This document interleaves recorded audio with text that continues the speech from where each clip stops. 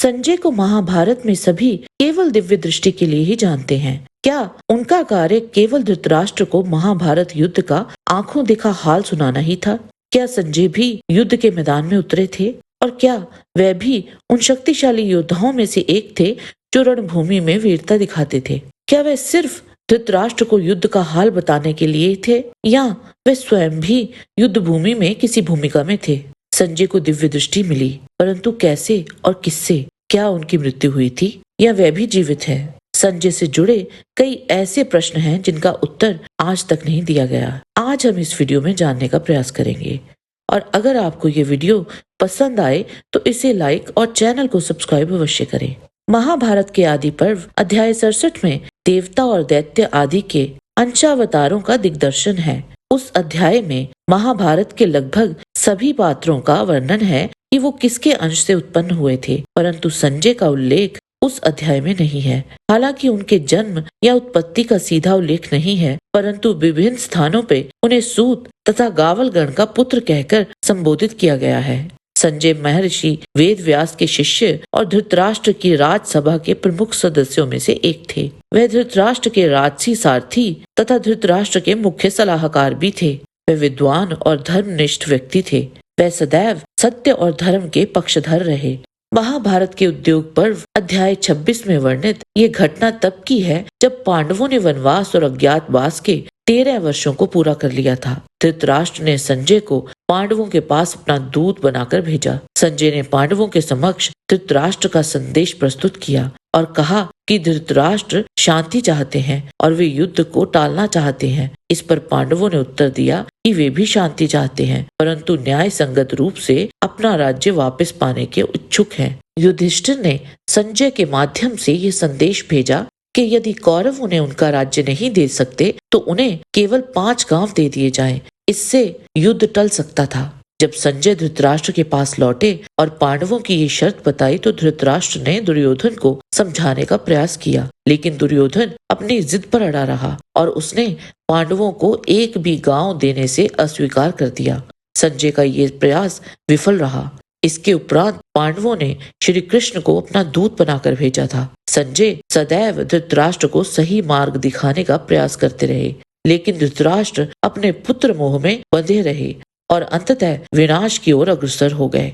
महाभारत भीष्म पर्व अध्याय 2 में संजय को दिव्य दृष्टि कैसे प्राप्त हुई इसका वर्णन है।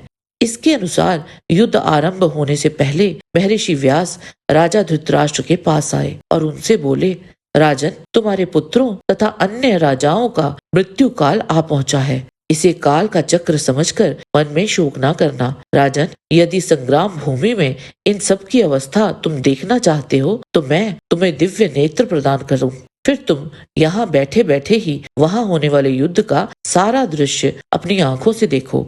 धृतराष्ट्र ने कहा, महर्षि, मुझे अपने कुटुंबी जनों का वध देखना अच्छा नहीं लगता, परंतु आपके प्रभाव से इस युद्ध का सारा वृतांत सुन सकूं, ऐसी कृपा आप अवश्य कीजिए। तब महर्षि ने संजय को वर देते हुए कहा, राजन, ये संजय आपको युद्ध का सब समाचार बताया करेगा। संपूर्ण संग्राम भूमि में कोई ऐसी बात नहीं होगी जो इसके प्रत्यक्ष ना हो। राजन, संजय दिव्य दृष्टि से संपन्न होकर सर्वज्ञ हो जाएगा और तुम्हें युद्ध की बात बताएगा। कोई भी बात प्रकट हो या अप्रकट, दिन में हो या रात में, अथवा वह मन में ही क्यों न सोची गई हो, संजय सब कुछ जान लेगा। इसे कोई हथियार नहीं काट सकता। इसे परिश्रम या थकावट की बाधा भी नहीं होगी। ये संजय इस युद्ध से जीवित बच जाएगा। अब बात करें कि संजय एक योद्धा के रूप में कितने पराक्रमी थे और क्या वो भी युद्ध लड़ने जाते थे, तो इसका उत्तर है हाँ। संजय युद्ध में सक्रिय रूप से भाग लेते थे और कुरुक्षेत्र के युद्ध में उन्होंने कौरवों की ओर से भाग लिया। यह धारणा गलत है कि वे केवल धृतराष्ट्र के पास बैठकर घटनाओं को देखते थे और उसका विवरण धृतराष्ट्र को देते थे, जैसा कि कई धारावाहिकों में दिखाया गया है। संजय के पास दिव्य दृष्टि थी, लेकिन वे धृतराष्ट्र के पास नहीं बैठे रहते थे, बल्कि वे युद्ध लड़ने भी जाते थे।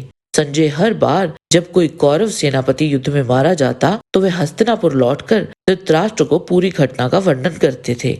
भीष्म पर्व का आरंभ ही इस प्रकार होता है, जब संजय युद्ध भूमि से हस्तिनापुर लौटकर धृतराष्ट्र को पितामह भीष्म की मृत्यु का समाचार सुनाते हैं। और इसके बाद संजय धृतराष्ट्र को युद्ध के पहले 10 दिनों की घटनाओं का पूरा वर्णन करते हैं। यही प्रक्रिया द्रोण और कर्ण की मृत्यु के बाद भी होती है।